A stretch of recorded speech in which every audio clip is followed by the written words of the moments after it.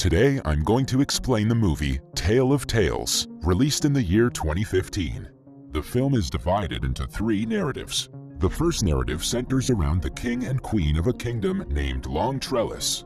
At first, it seems as if the couple is living a happy life, but later we get to know that the queen is suffering from a rare medical condition which will never allow her to become a mother. Because of this, the queen is always upset.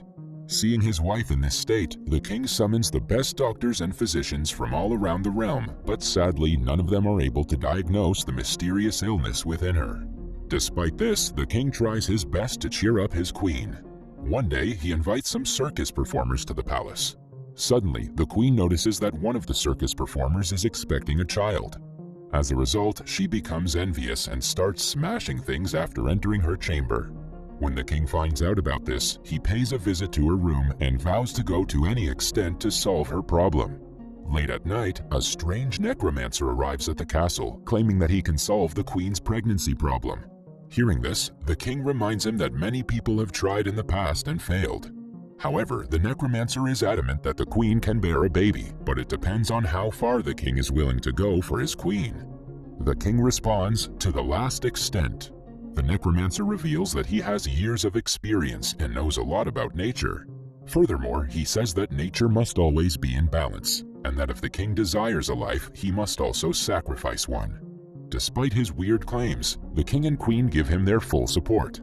After this, the necromancer begins describing the process. The king will have to capture a sea monster, whose heart will be used to cure the queen's illness. Then, a pure and unmarried lady will prepare it, which will be eaten by the queen. In this way, the necromancer assures that the queen will become pregnant. Hearing this, the king immediately agrees to hunt down the sea monster and begins the preparations. The following day, the king sets out on his mission. He finds the creature in one of the rivers. When the monster is sleeping, the king walks into the ocean to attack it.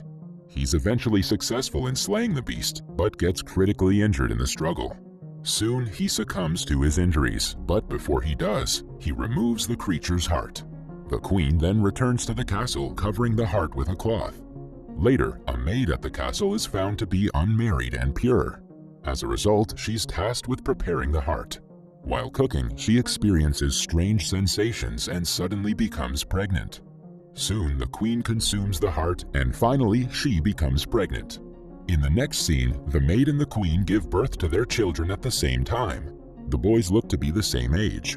The queen's son is named Elias, whereas the maid's son is named Jonah. The movie then fast-forwards to 16 years, where the children have now become adults. The queen is living a happy life with her son Elias, as she thinks that she's been given a second chance at life. However, the two children who were born on the same day and look like twins are not typical children, as the sea monster is represented by the white tone of their hair. They have a strong friendship and are extremely close to each other. The queen, on the other hand, despises their friendship. She informs her son that as a prince, he's not permitted to be friends with the maid's son, Jonah. Despite this, Elias ignores his mother and continues to meet with Jonah. Later, we also get to know that the kids have the capacity to breathe underwater in a unique way. In the next scene, the queen threatens her maid that if she doesn't prevent her son from meeting Elias, she and her kid will be expelled from the country. Nonetheless, the two seem unconcerned and meet on a regular basis. They cross the line one day when Jonah wears Elias's clothing and goes to the queen. When she discovers the truth, she chooses to exile Jonah from the kingdom. Elias makes an attempt to stop him but fails. Jonah then cuts off a tree with his knife and water starts to flow from there. He tells Elias that as long as the water is clean, he should know that he's alive, and as soon as it becomes red, he should understand that Jonah's life is in jeopardy. After saying that, he walks away. Elias checks the water regularly to see if it has turned red. One day, the water turns red and he realizes that something is wrong. In order to find Jonah, he leaves the kingdom without notifying his mother. After a long search, Elias finally reaches Jonah's house. He discovers that Jonah has married a young woman. The people there identify him as Jonah, since they share the same facial features. Then he learns that Jonah had gone to the forest 5 days ago and has not returned since. Elias then goes out in search of Jonah, while the queen grows more concerned about him. Left with no options, she approaches the necromancer again, but he asks the same thing. that if she wants her kid to return, she must make a life sacrifice. The queen immediately accepts this proposal. Elsewhere, Jonah is seen injured inside a cave. A flying creature then strikes and attempts to kill him. After hearing him scream, Elias locates Jonah and terminates the creature with his sword. However, Elias is unaware that the creature is none other than his own mother. But that's what was agreed upon: life for life. In the final scene of the first narrative, Elias ascends to the throne of the kingdom and the story ends. Following this, we're shown the second narrative. The king and two elderly ladies, Ima and Dora, are the focus of this narrative. The king is an extremely lustful individual who is constantly surrounded by females. He drinks heavily all the time and is yet to locate his queen. With that being said, he possesses the influence and fortune to marry anyone he pleases. Later, we're introduced to two elderly sisters who reside near the palace. One of them is named Dora and the other is Ima. Dora is a shrewd and selfish woman, while Ima is straightforward. They hardly leave their house and are also unmarried. It's certain that they will die there alone, yet their voices sound incredibly pleasant and young. One morning, the king hears Dora singing and instantly gets smitten by her voice. As a result, he decides to meet her. Soon, the king approaches their door to get a glance of the woman. In his head, he thinks that Dora is young and beautiful.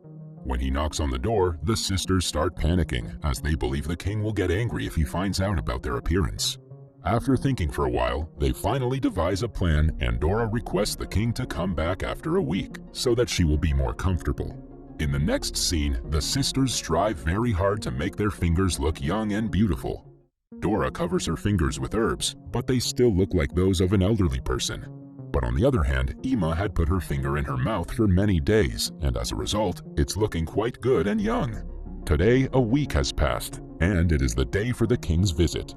When the king arrives there, Dora shows Ima's finger instead of her own. Now the king is not able to hold his emotions and believes that he has found the love of his life. However, the sisters become more worried because if the king finds out about their truth, he will most likely terminate them. After a lot of thinking, Dora proposes a condition. She will sleep with the king only if there is total darkness, and the king agrees. In the next scene, Ima starts tightening Dora's body with glue so that it may feel like a young girl's body. At midnight, one of the guards from the temple comes to pick Dora up while there's darkness in the palace. The king sleeps with Dora, but in the morning he realizes that he spent the night with an old and ugly lady. Enraged, he orders his guards to throw Dora out of the window. Luckily, she survives the fall. In the jungle, Dora witnesses magic as a witch arrives there and finds her. With her powers, the witch changes Dora into a beautiful young lady with long hair. The next day, the king visits the jungle for hunting and falls in love with young Dora at first sight. He brings her to his castle and decides to make her the queen. Dora doesn't know how she turned into a young girl, but she remembers her sister Ima. She invites Ima to her wedding, who is still in disbelief about her new appearance. When Ima inquires about how she became young, Dora sarcastically replies that she peeled off her old skin. However, Ima considers it to be true and visits an ironsmith to peel her old skin in exchange for a necklace. The ironsmith appears to be more stupid than Ima. He takes her to the jungle, ties her against a tree, and removes all her skin. In the next scene, Ima returns to the castle in a fragile state, and she passes away soon. Elsewhere, the magic that turned Dora into a young girl doesn't last long. She starts to grow old as her skin begins to fold. When she realizes that she's turning old, she runs away from the castle. The narrative ends on a sad note as Dora transforms into her older self completely. Following this, we're shown the third narrative, which is also about a king. The king is of a weird nature as his queen passed away long ago. He has an unmarried daughter named Violet, whom he has never truly loved. One day, the king sees a parasite insect on his hand which is sucking on his blood. Instead of swatting it away, the strange king just lets it feed on himself. Later, he keeps the parasite in a glass box and allows it to feed on his blood every day. As time passes, the insect becomes huge. On the other hand, Violet, who has grown to be a beautiful young woman, always dreams of a prince. However, the irresponsible king could care less about her as he is always busy with his parasite pet. Unfortunately, one day the parasite becomes ill and dies. This devastates the king, so he peels its skin off and tells his daughter that the time has come to find a husband for her. He says that he's going to arrange a competition, and the one who wins it will get to marry her. On hearing this, Violet becomes happy, but also a little upset as she wanted to find a husband on her own. Despite this, she agrees to the king's decision. Soon, announcements about the competition are made throughout the kingdom. The king displays the parasite's skin in his palace and announces that whoever can guess the name of the insect will win. Many people try, but no one can answer correctly because that insect has never grown that big and old. Just then, a weird-looking ogre appears in the palace. He also wants to participate in the competition, and the king hesitantly allows him. The ogre then smells the skin and guesses the correct answer. Upon hearing this, a devastated Violet runs away to the roof and attempts to terminate herself. However, the king calms her down by saying that he cannot break his promise. Left with no other choice, Violet finally agrees. In the next scene, the ogre takes Violet far in the mountains where she cries for many days.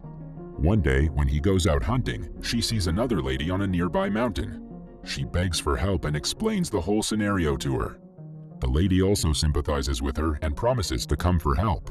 The next day, the lady, along with her family, arrives there to rescue Violet. While they're crossing over, the ogre arrives, but they successfully manage to cut the rope and he falls.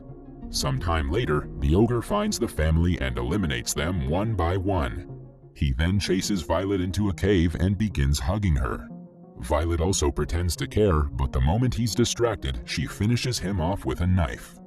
In the next scene, Violet returns to the palace with the ogre's severed head and places it next to everyone. She then says, "This is the husband you chose," and starts crying. The king is also devastated by the sight and falls to his knees. In the final scene, Violet becomes the queen of the kingdom and the movie ends here. That was all from the video. I hope you liked it. Subscribe for more content like this and hit the like button to help us out. Also, leave a comment if you want us to recap your favorite movie. Until next time, take care.